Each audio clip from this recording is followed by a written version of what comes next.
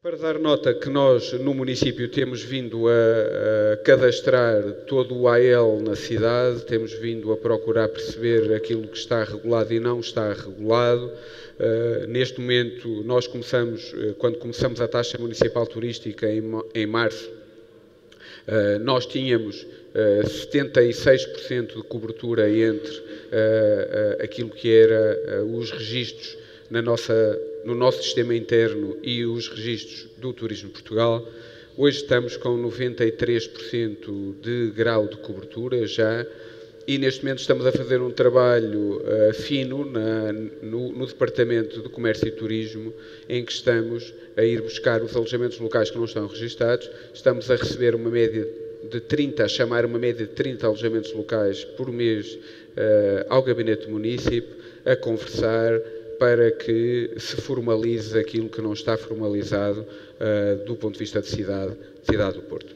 O ano 2018, o último ano, nós tivemos uma média de 250 registros por mês, uma mediana de 258 registros por mês também, e perto de 3.000 ALs registados na cidade do Porto. Se nós pensarmos, isto equivale mais ou menos a perto de 42% do total de ALs registados na cidade num único ano, em 2018. O que isto demonstra, de facto, é que é uma realidade muito recente, um movimento muito atual e, portanto, regular algo que é muito recente é sempre um enorme desafio e que tem que ser feito com o máximo cuidado, e daí a questão deste estudo. Mas um dado importante, quando nós olhamos para este gráfico e o gráfico seguinte, é percebermos que grande parte dos fenómenos de reabilitação estão centrados exatamente com a questão do alojamento local. Ou seja, se nós olharmos para as dinâmicas daquilo que são os alvarás de reabilitação e construção nova, vemos que grande parte do fluxo e do investimento é feito também na zona histórica. Este é um dado relevante, medindo aqui os lados positivos e efeitos positivos e negativos, é que o alojamento local teve um efeito enorme do ponto de vista de investimento na cidade, enorme do ponto de vista de reabilitação, do ponto de vista de cidade. Portanto, o que a Católica fez foi fazer duas coisas. Por um lado, definir um conceito de pressão corrente, percebermos qual é o peso do AL do ponto de vista da oferta habitacional na cidade do Porto, tendo em conta depois dois dados, os dados das Águas do Porto e os dados do Renal, para termos aqui duas medidas do ponto de vista de alojamento local, e a oferta habitacional a partir dos contadores de habitação que tínhamos na cidade do Porto. Portanto, se nós olharmos para estes dados em termos de freguesias, vemos que quer no rácio 1, usando os dados do Renal, quer no rácio 2, usando os dados das Águas do Porto, nós temos, enfim, no centro histórico, uma pressão corrente à volta de 15% de alojamento local relativamente à oferta habitacional, e se nós olharmos para a média da cidade do Porto, não chega a 5% a pressão corrente do alojamento local em termos da oferta habitacional da cidade. Acho que nós estamos num período de transições grandes, e eu entendo que há uma discussão acalorada, transformações rápidas em cidades, que não é fácil para ninguém, não é fácil para os habitantes, não é fácil para a própria governança local, onde aqui surge, no caso específico do alojamento local, short-term rental, como chamam, há outras áreas em discussão, mas surge aqui um desafio grande, que é, sim, há, por um lado, como falou, a questão da oportunidade. O turismo aqui tem um papel importante. Estamos a falar hoje quase num dos motores, pilares de emprego, economia, redinamização. E o Porto, principalmente, surge como um potencial enorme. O alojamento local hoje aqui, eu não sei, o vereador se calhar consegue dizer melhor, mas se calhar quase metade do que são as dormidas a nível da cidade, do município, são feitas em alojamento local. 90% do alojamento local ele é praticado, em termos de titulares, por pequenos. Isso traz uma dinâmica, uma democratização também desse turismo. Mas, como sabem, a receita na acomodação tradicional, 35% da receita é feita no próprio hotel, em termos de acomodação não, de alimentação. No alojamento local isso não existe, é autosserviço. Portanto, isso se espalha mais localmente. Contratação, eu falo à vontade, eu estou no Centro Histórico também de Lisboa, a título de exploração, e as senhoras que ajudam na limpeza, que fazem check-in, check-out, o homem da emergência, da manutenção, quase todos têm pessoas da localidade, até por uma questão logística, né? Preciso apoiar, portanto, trouxe aqui também alguma democratização. A grande questão aqui era como conciliar esses dois.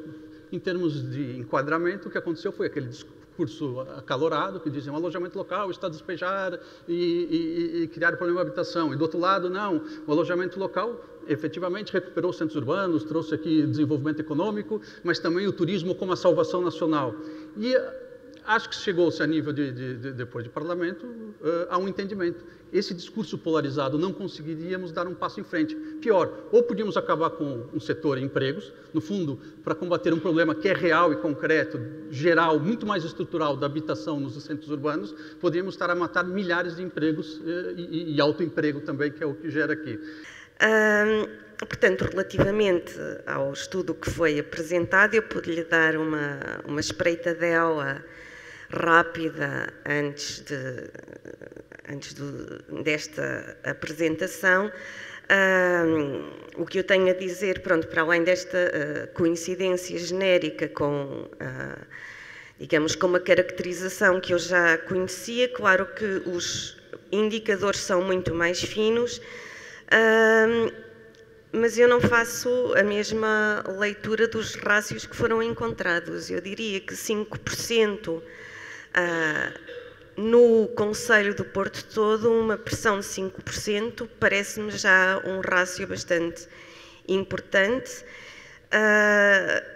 Depois, outros dois dados que foram salientados, portanto, 30% do AEL é feito em habitação nova, quer dizer que 70% é realizado em habitação previamente ocupada como habitação permanente. Ora, isto traz emprego? Claro que sim. Eu faço turismo e já fiz turismo e confesso que fiquei muito entusiasmada com o alojamento local e cheguei a alojar-me em algumas cidades em alojamento local. Portanto, não vamos...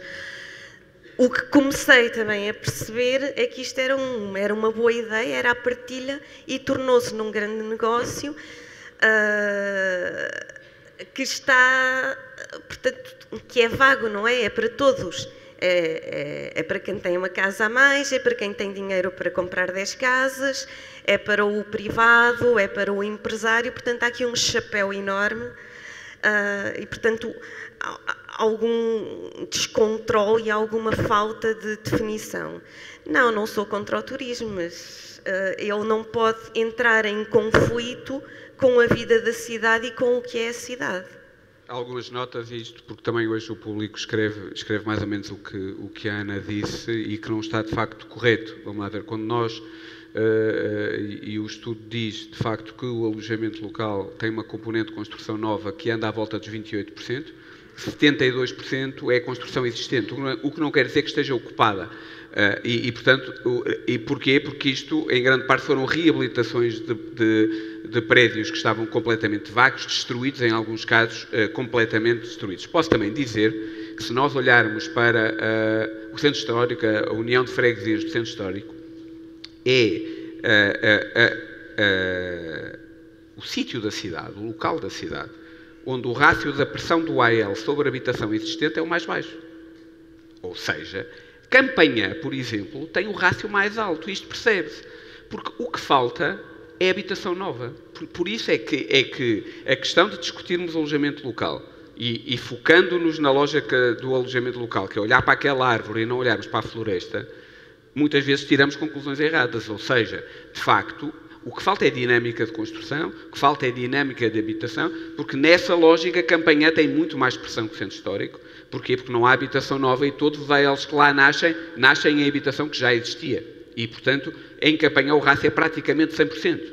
Não há nenhum AEL que seja feito em construção nova. Isto para clarificar a questão de que o AEL está a expulsar nesta lógica grotesca que é o AEL que está a expulsar pessoas da cidade. Não é de facto. Há casos em que isso acontece, evidentemente, há casos em que isso acontece, em que as pessoas são despejadas, e são despejadas por várias razões, em muitos casos porque o senhorio pretende reabilitar o prédio e tem o direito à propriedade e pretende fazer uma obra e despeja alguém pagando as indemnizações devidas. Nós estamos num Estado de Direito e, portanto, o direito à propriedade também é um direito constitucional, diria eu, com o mesmo peso que o direito à habitação. Percebemos que há problemas no mercado e que nós temos que o regular, temos que definir regras claras, é esse o nosso papel, é definir regras claras, também tornar a cidade transparente a este nível, porque em muitos casos a questão do que é hoje um AL pode ser habitação a seguir. Portanto, esta ideia do que é AL há de ser sempre AL, não vejo porquê, Um dos maiores motivadores, incentivadores da entrada e do registro de novos operadores de alojamento local, e eu faço à vontade essa conversa, foi exatamente o ataque desenfreado que se tinha a vender o alojamento local como a galinha de ovos de ouro publicamente. Eu faço seminários a dizer: cuidado, tem esses custos, cuidado, vocês estão se levando a engano. Portanto, aqui o que eu peço é uma ajuda de todos em termos de comunicação e discurso, porque nós estamos fazendo o contrário. Ao atacar, estamos a atrair. Eu faço o discurso e dizem: eu sei que esses custos é mentira, vocês querem é proteger o vosso mercado. Mas a verdade é que a rentabilidade não tem nada a ver, aliás, muita gente já está a ver que foi levada, não é por engano, porque eles tinham obrigação de estudar, e começa a acalmar o mercado, porque é impossível crescer muito mais do que a procura. Isso está acontecendo não só em Lisboa, como no Porto e em alguns outros mercados. Não é o caso ainda do Algarve, porque havia muito casas de habitação de férias ali.